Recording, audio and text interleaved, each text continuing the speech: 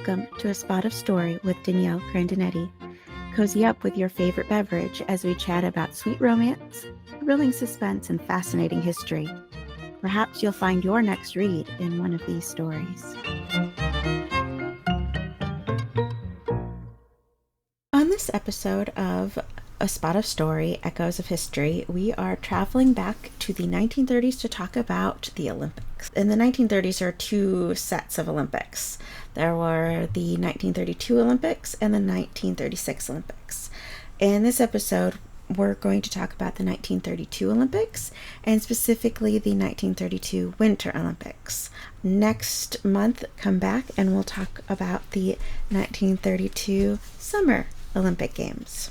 I am an Olympic Games buff, history buff. I am fascinated by how the Olympics have grown and changed since the modern Olympic Games began a little over 100 years ago.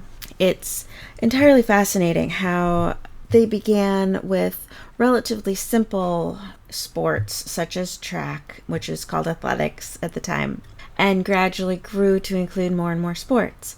You'll notice, however, that a lot of the sports as they began were all men's sports.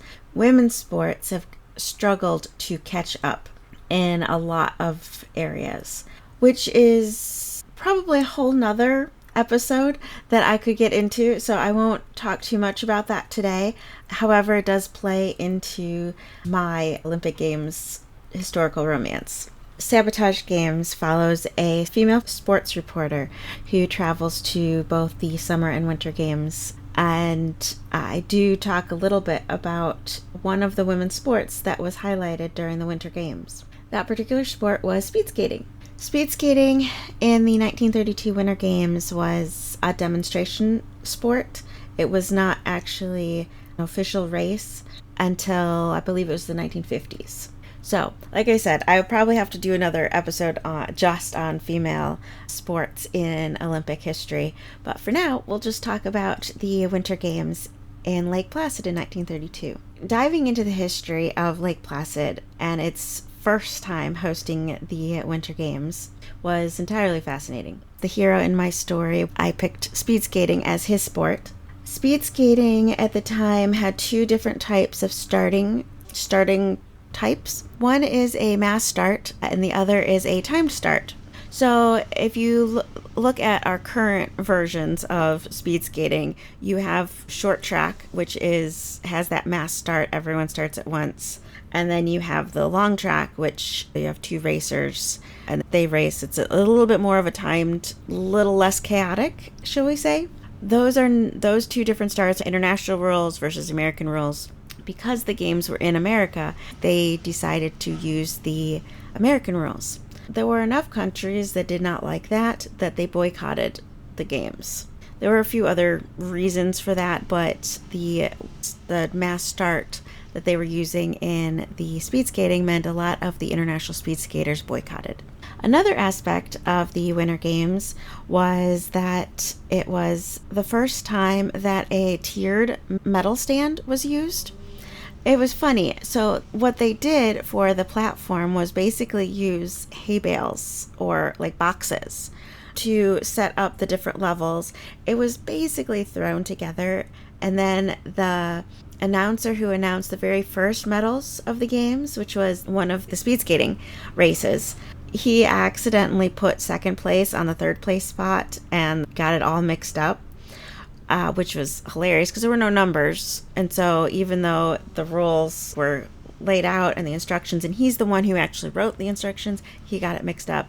So the other aspect of the Winter Games that is fascinating is that Franklin Delano Roosevelt had just tossed his hat in the ring for the presidential campaign. He was governor of New York at the time. He came to the opening ceremonies.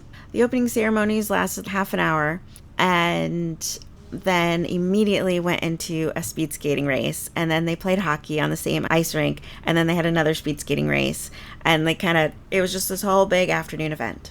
However, the Olympic Games almost didn't happen that year because of the snow, or should I say the lack of snow. Being outside and being winter sports, they were entirely dependent on the weather, and that year the weather did not cooperate.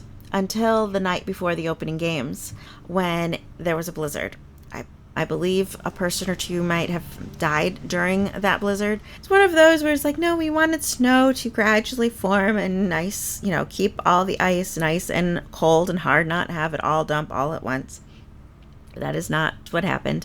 To the point where throughout the games, the ice kept melting, and so they had to move several of the events to the inside arena, which is where the figure skating happened. The figure skating I didn't dive into in my book very much, but there is quite a bit of history with the female figure skaters at the time.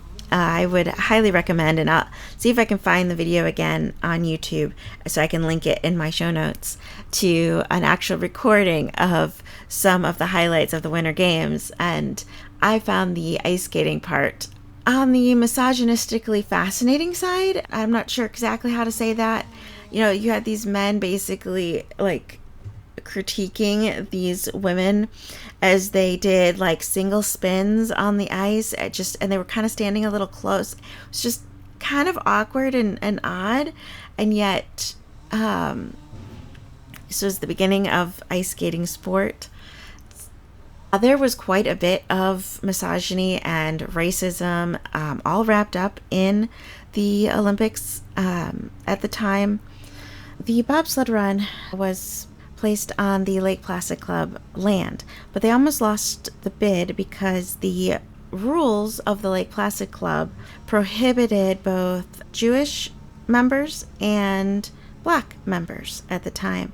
And so the racism and anti-Semitic laws, they were going to deny Lake Placid the Olympic bid. Because of this, the Lake Placid Club was owned by the Dewey. You might know Melville Dewey as in the founder of the Dewey Decimal System, state librarian in New York, and was removed because of sexual harassment that he did toward the female librarians around him. He was overall not a good man, and that has a lot of history to back up that particular claim. It's actually well known within the library science, and yet we use the Dewey Decimal System to this day.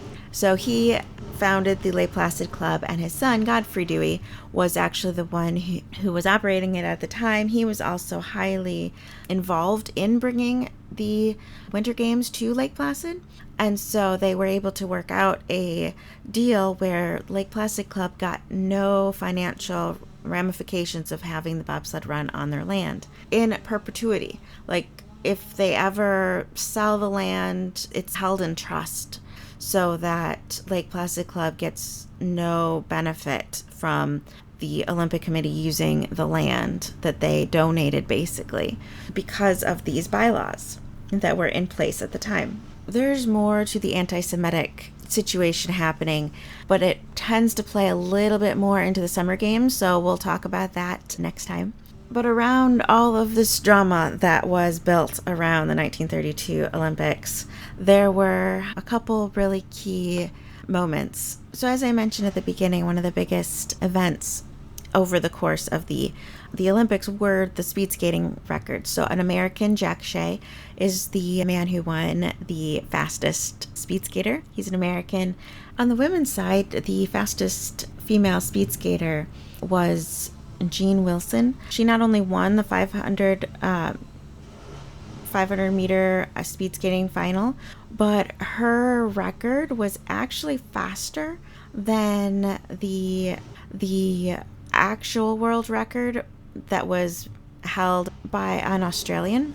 She actually broke that record, but it is not recorded because it was an exhibition game, and so it wasn't an official race. I'm so glad that I chose to have a female sports reporter, because the dark areas around the Olympic Games, there were quite a few, and I think making sure that we don't forget those things is really important, especially because there are still women's sports within.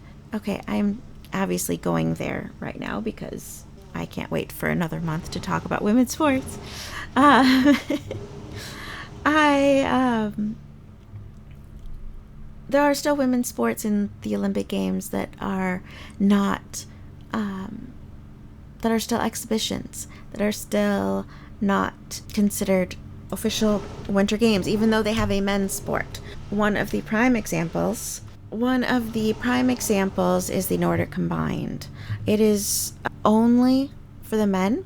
That is a combination of ski jumping and cross-country skiing, and they deny the women entry.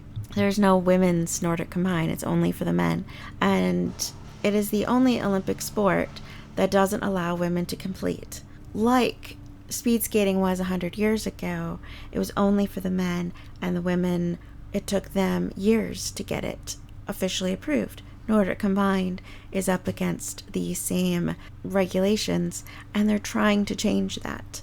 Again, here we are 100 years later. So that's one of the things that I love about diving into Olympic history. We can see how far we've come, but we're still not there yet. There's still so much to go in Winter Olympics, and making sure that both men and women have a fair chance to compete. At the time, Winter Olympics and Summer Olympics were held in the same year and often in the same country. It was combined, and then after World War II is when they split to every other. The 1932 Olympics is considered the third Winter Olympiad. And if you'd love to see a little bit more, most of my book, Sabotage Games, is set in Lake Placid. I do dive in a little bit into the Summer Olympics in that book, and I'll talk more about the Summer Olympic Games next month. Thank you again for joining me today on Echoes of History as we dive back into the 1930 Winter Olympic Games.